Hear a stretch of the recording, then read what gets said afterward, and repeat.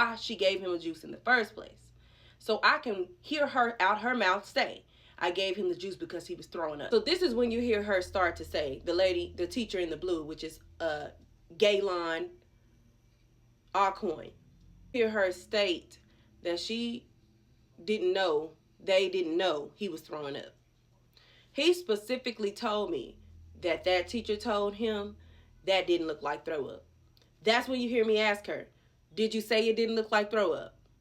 She never answered my question. I said, did you say it didn't look like throw up? You have not answered my question. I asked you, did you say it didn't look like throw up? That's what I want to know. And she never. Show me this closet that y'all having these private conversations in.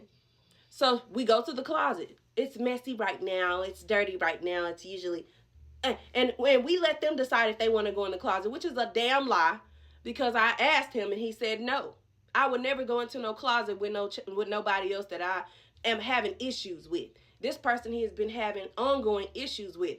Why would you take two children with ailments and disabilities into a closet? I showed the closet in the video. So you saw how small the closet was. And then you take them into the closet to have a private conversation without my consent in a confined space where you can literally put your arm on both walls. Both arms on both walls. Where nobody can see what's going on. God forbid she did something to him, or they make up something and said that he did something to her, or that he did something to one of them. Nobody would know. There would be no witnesses because you took them into a closet. Which obviously I'm sure that's the reason why it was happening that way. He's the one that's coming home telling me what's going on. What about all the other kids in that classroom? What about all the other children? He came home one day and told me that they were watching a documentary about a monkey.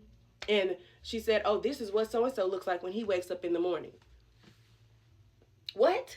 You should not be allowed around children. You should not have a license to be around children with disabilities, period. I have already filed a police report. The detective called me and told me that school administrators told him that my child had a cold. They minimized him to having a cold and told them that that's all it was. He had a runny nose. I said, well, that's not true because I have them on video admitting that they knew he was sick, that they knew he was throwing up, and they knew he had a reaction. But the way things happen with him being taken into this confined space, that is abuse.